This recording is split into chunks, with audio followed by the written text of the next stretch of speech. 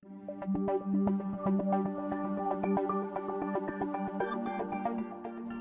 Fairfield County, something new comes across my desk every day.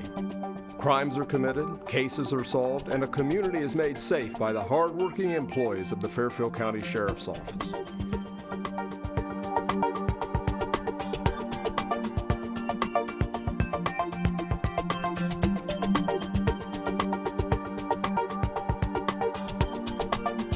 Welcome to This Week with Sheriff Dave Phelan, a weekly program here on LSN Television. We're also carried by a number of radio affiliates here in Lancaster.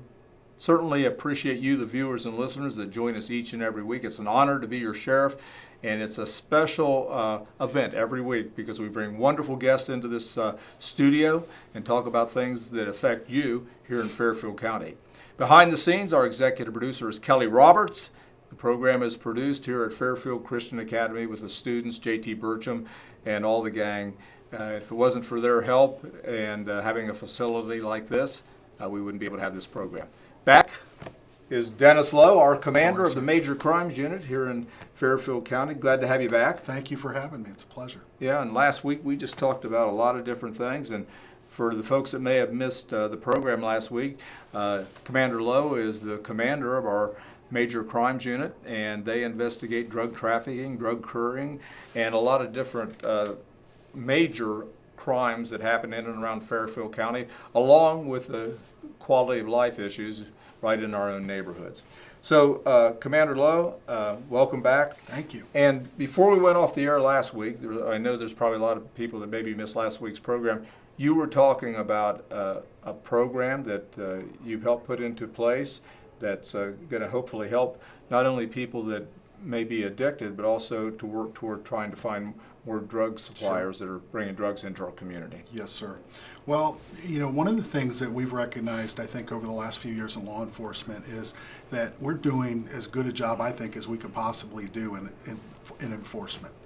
And we have to look at other approaches to deal and combat addiction-based issues, specifically heroin, which is the one that I think is on most people's minds right now. And so, you know, here in Fairfield County, we're very blessed that law enforcement and other collaborative partners like education and treatment and prevention specialists have been working together and collaborating through things like the Opiate Task Force and the Adam H. Board for a long time now. But we are looking at a program here in Fairfield County that I think could take that to another level and actually cause some great impact in our communities with respect to providing greater access to treatment and recovery programs for folks that are battling addiction-based issues. Because the reality is, if we can get these folks substantive recovery, we can get them off of drugs, we can get them reintegrated back into what most of us would consider normal society or normal community life, they're not a problem for us anymore. They're not breaking into cars, they're not selling drugs to support their own habit. So we're kind of looking and working on a program right now with those strategic partners to create an overdose response team here in Fairfield County. Very similar to a program that's in existence in Franklin County with some modifications that fit our special needs. But it would consist of a component from law enforcement, the task force, medical personnel from fire and EMS, and then treatment specialists. And essentially what we envision would happen, Sheriff, is as overdoses occur throughout Fairfield County, that team would go out and meet with those folks. And, you know, through the enforcement side of it, we would be trying to identify the supply where those drugs are coming from, because clearly they're contain fentanyl or other materials that are really, really dangerous to the people that are using them. But the medical folks would medically evaluate these people and make sure they're not in immediate crisis, and then really focus on the treatment side of this so that we can connect them right there with a treatment counselor that could steer them and help get them into available recovery programs. And they've seen great success with this program in Franklin County. We're going to modify ours a little bit to be specific to Fairfield, but that's the basic concept, and we're really excited about it. I think we'll fully implement in the next few months across the entire county. We're working on some pilot stuff now in Violet Township. And as part of that program, one of the challenges we face, though, Sheriff, is getting accurate data related to how many overdoses are really occurring here in Fairfield County. You know, each individual discipline, for example, law enforcement and fire and EMS and medical folks, keep that data or track that data, but It doesn't go to one specific place. And generally, the data that I see is very dated. It's weeks or months old when we see it. And I think for us to be able to take that information and really make the most of it, it needs to be real time. So we're working with a company now, I'm really excited about this, who has recognizes that this is a huge problem. And they are agreeing to build an electronic database, if you will, that would work sort of like an application on your smartphones.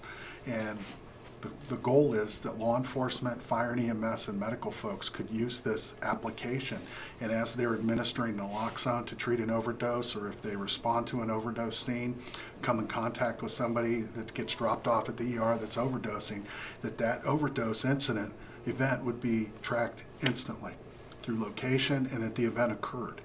And we would have really strong ability then as decision makers to direct resources to a specific area. So for example, let's say in Bloom Township, all of a sudden we saw a rash of 7 or 8 overdoses occur over the span of a day or so.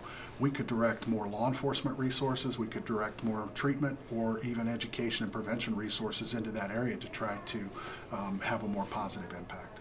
And I'll tell you, that kind of a program will actually save lives, because many times, whether it's a emergency personnel or whatever, a family, someone overdoses, the person is brought back, they're okay, and many times, as you know, that same person will overdose again and die. We had something like that within the last 30 days in our county. An individual went out, he had overdosed, and within the next 2 days he overdosed and died. So to have some kind of a mechanism in place, yes, where somebody's going to come in and say, listen, we're not here to arrest you or right, cause you problems or anything, but what we are here to do is help you. That's right. And if you can get that help, then we can get them into treatment, and then hopefully the person will share with us, right, if I understand it right, yes, sir, who the drug dealers are. That's certainly a goal. Not the primary goal. My primary goal is to get those folks at least interested in talking about getting into a recovery program. And talking to folks here in Fairfield County that are involved in recovery services, they are really excited about this project, and they're as excited as we are, because we see the positive outcomes that can come as a result of it. So that's one of the things that we're working on. One of the things I think that's really important.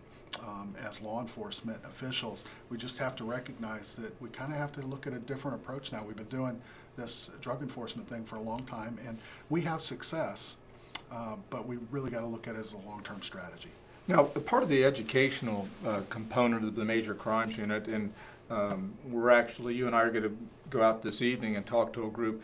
Is there an ability to and I know you do this, but if someone is listening today and they're part of a business, they're part of a school, they're part of some community group, that you have an ability to come in and speak to them, right? Absolutely. We do, just last year we did about 50 public speaking presentations to several thousand people across all 3 counties that we serve.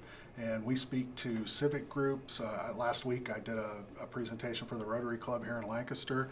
Tonight we're going to Canal Winchester. I do town halls, community block watch events. I feel one of my duties is to educate the public and talk with people and let them know and make them part of what we're doing. So if someone's listening or sure, viewing today, how do they get in touch with you? So if somebody was interested in having me or someone from the Major Crimes Unit come talk to their group, they could call our office at 740-653-5224. And my extension is extension 101.